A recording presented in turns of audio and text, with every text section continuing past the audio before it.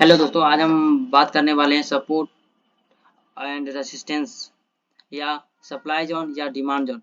ये दोनों में कुछ खास अंतर नहीं होता है, एक ही होता है, इसमें कोई बड़ी बात नहीं है। और इससे जस्ट पीछे वाले वीडियो में हम सपोर्ट एंड रेसिस्टेंस को डिफाइन किए थे और इसमें हम डिफाइन करने वाले same supply zone and demand zone with the theoretical and with the practical. तो आप लोग अगर नए हैं तो हमारे चैनल को सब्सक्राइब कीजिए स्मार्ट ट्रेडर को, ताकि आपको बहुत ही अच्छा नॉलेज मिल सके, जिस नॉलेज से आप समझ पाइएगा कि हाँ ये वीडियो मेरे लिए बहुत ही इम्पोर्टेंट है। तो चलिए हम स्टार्ट करते हैं वीडियो को। ये ऊपर जो है ये सप्लाई जोन है। अगर आप इसको नाम से डिनोट करना चाहते हैं तो सप्लाई जोन से डिनोट कीजिए या रेसिस्टेंस एरिया से डिनोट कर सकते हैं। और ये है डिमांड जोन। अगर आप इसको डिनोट करना चाहिएगा तो ये सपोर्ट एरिया से भी डिनोट कर सकते हैं।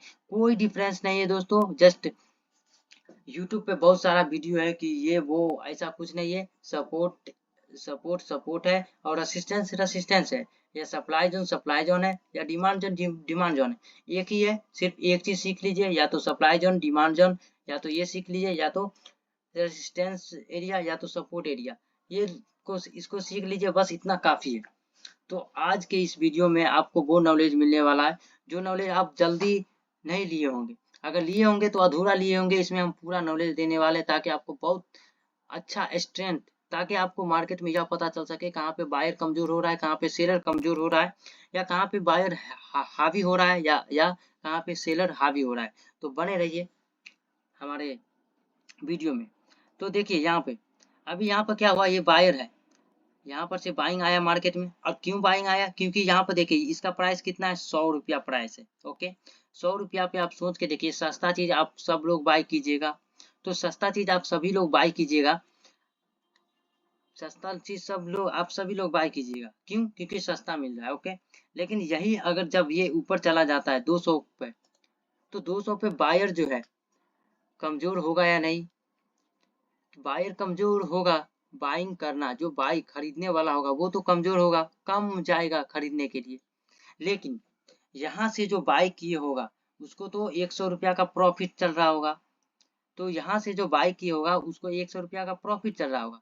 तो वो क्या करेगा, अपना प्रॉफिट बुक करेगा। अगर वो प्रॉफिट बुक करेगा तो ये जो बाइंग का जो ऑर्डर है वो सेलिंग में कन्वर्ट होगा। ओके, उसके बाद यहाँ पर जो है कुछ नए सेलर आएंगे। वो नए सेलर क्यों आएंगे? क्योंकि उसे लगता है कि ये सप्लाई जोन है और यहाँ पे सप्लाई बहुत हो रहा है, इसीलिए मार्केट यहाँ आएगा, तो वो बेचना स्टार्ट करेंगे। तो 200 के बाद फिर ये 100 पे आएगा मार्केट, फिर ये यहाँ से फिर ये 100 पे आएगा। ओके, अभी हमने क्या बताया कि ये जब सस्ता चीज रहता है तो सब बाय करके ये सप्लाई जोन पे जाता है और यहाँ से फिर डिमांड जोन पे आता है। ओके, अब देखिए मार्केट इसी तरीका से चलता रहता है, इसी तरीका से चलता रहता है। लेकिन लेकिन एक और बात है, जब मार्केट यहाँ इस तरीका से चलता रहता है और जब इसी एरिया में जब ये सब में होता है क्या कि अब बायर कमजोर पड़ गया या सेलर कमजोर पड़ गया। ओके, तो मार्केट ब्रेकआउट करता है या ब्रेकडाउन देता है। तो इस तरीका से जैसे मार्केट यहाँ से यहाँ आया, यहाँ पे गया। अगर मार्केट जस्ट सपोज दैट ये ब्रेकआउट दिया मार्केट, ओके, ब्रेकआउट दिया तो मार्केट फिर इस एरिया पे आएगा। ओके, ये एक स्पेसिफिक एरिया है, इस एरिया पे आने का मतलब है, और ये फिर मार्केट इस तरीका से जाएगा। तो अभी हम बात करने वाले हैं, जब ये मार्केट ऊपर आया। ओके, एक मिनट दोस्तों, एक मिनट। जब मार्केट ये एरिया पे आया तो अब जो है, अब ये एरिया क्या बन गया है, ये डिमांड जोन बन चुका है दोस्तों, ये डिमांड जोन बन चुका है, ये अब डिमांड जोन बन चुका है। लेकिन अब ये जो एरिया है ये सप्लाई एरिया बन चुका है। ओके, अगर इतना तक आप सभी को नहीं समझ में आया तो फिर हम बतला रहे हैं। पहले मार्केट में ये था सपोर्ट एरिया, ये सप्लाई जोन, और ये डिमांड जोन था। लेकिन मार्केट बहुत टाइम तक इधर बाइंग सेलिंग होते होते यहाँ पे सेलर कमजोर हो जाता है और मार्केट में यहाँ से ब्रेकआउट मिलता है। मतलब यहाँ पे जितने भी सेलर थे, यहाँ पे जितने भी सेलर थे वो सब अपना अपना पोजीशन को स्क्वायर ऑफ करता है। स्क्वायर ऑफ करने के बाद ये एक स्पेसिफिक एरिया पे जाता है, एक स्पेसिफिक प्राइस पे जाता है।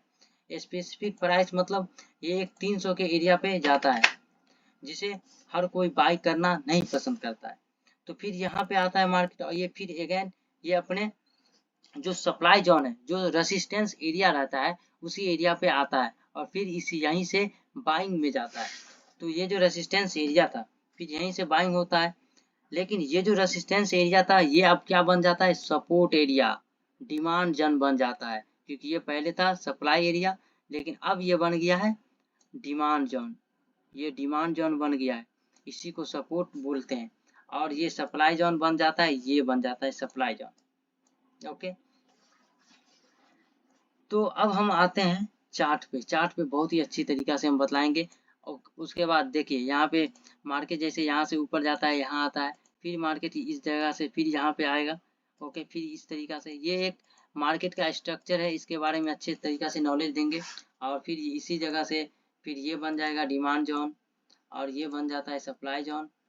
अगर ये सप्लाई जोन, ये ब्रेक ऑफ स्ट्रक्चर, ये सब अभी मार्केट के अंदर घुसेंगे तो बहुत कुछ नॉलेज देंगे, बट अभी स्पेसिफिक टाइम के लिए इतना नॉलेज मिल चुका है।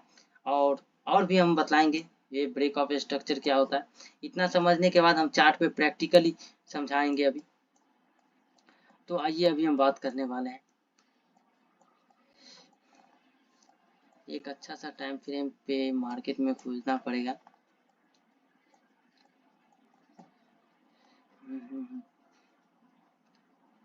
एक मिनट दोस्तों, एक मिनट।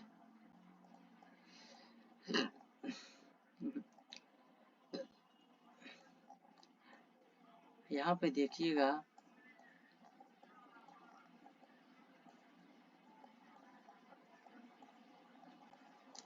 एक अच्छा सा देखने दीजिए, उसके बाद हम बतलाते हैं।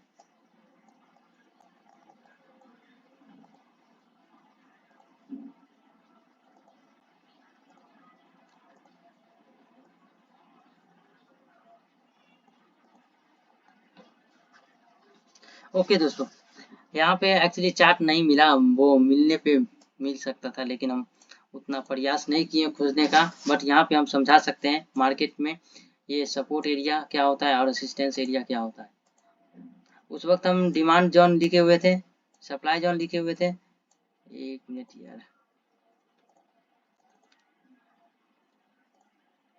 चलिए, ये डिमांड ZON जोन।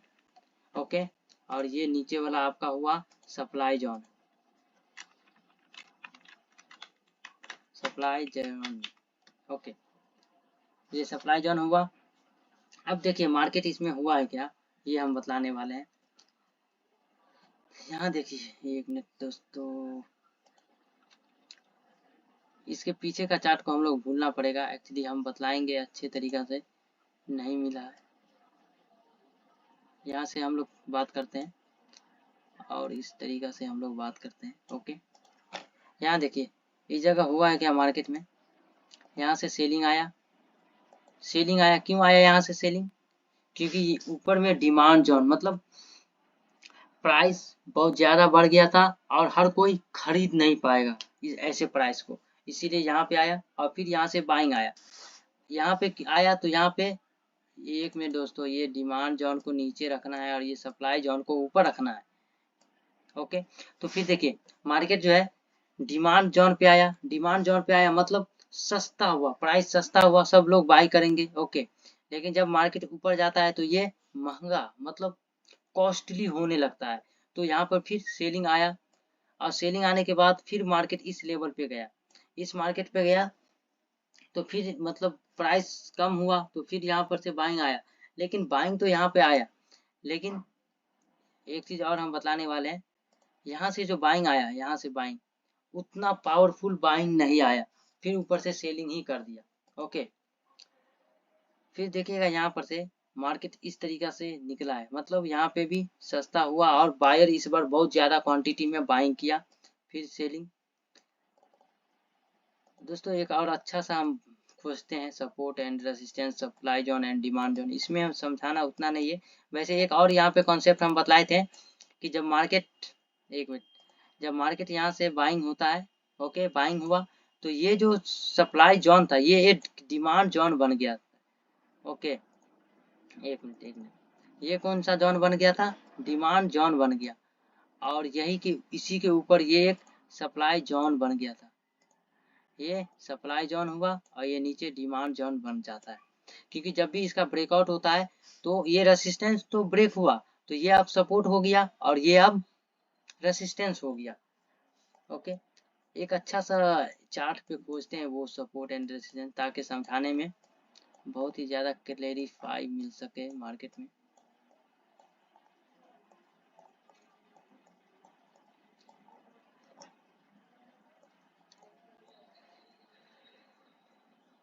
ओके, यहाँ पे हम सभी लोग समझा सकते हैं मार्केट में। ये देखिए, ये हुआ आपका सप्लाई जोन, ये हुआ आपका डिमांड जोन। एक और बात दोस्तों, कभी भी मार्केट में एक ट्रेंड लाइन आपका रेसिस्टेंस या सप्लाई नहीं होता है। ओके, या सपोर्ट या डिमांड नहीं होता है। तो आप सभी को हमेशा ध्यान देना होगा, एक जॉन आपको खींचना पड़ेगा मार्केट में।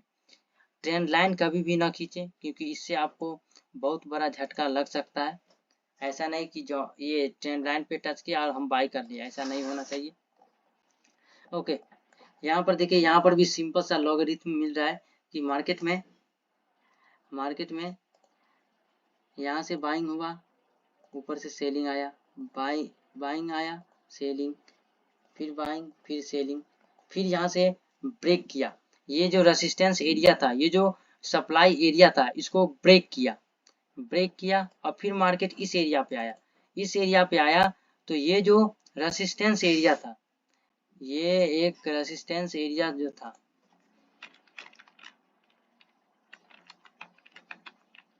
ये जो रेसिस्टेंस एरिया था, ये रेसिस्टेंस एरिया अब ये सपोर्ट बन जाता है। अब ये सपोर्ट बन जाता है, ये सपोर्ट बन जाता है।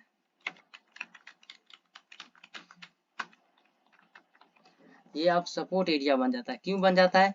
क्योंकि जब ये ब्रेकआउट किया तो मार्केट अब इसी जगह अस्थिर हुआ, तो ये सपोर्ट हो गया और ऊपर में ये रेसिस्टेंस हो जाता है। तो ये छोटा छोटा बात है जो आप लोग को नॉलेज मिलना चाहिए। और हमेशा मार्केट में में हमेशा हम लोग को फाइंड आउट करना चाहिए कहाँ पे बाइंग आया है, कहाँ पे सेलिंग आया है। तो ये इस तरीका से हम लोग को पता करना चाहिए। दोस्तों, आज के लिए इतना ही। अगर कुछ नॉलेज मिला हो इस वीडियो से तो प्लीज़ सब्सक्राइब कीजिए और लाइक कीजिए मेरे वीडियो को।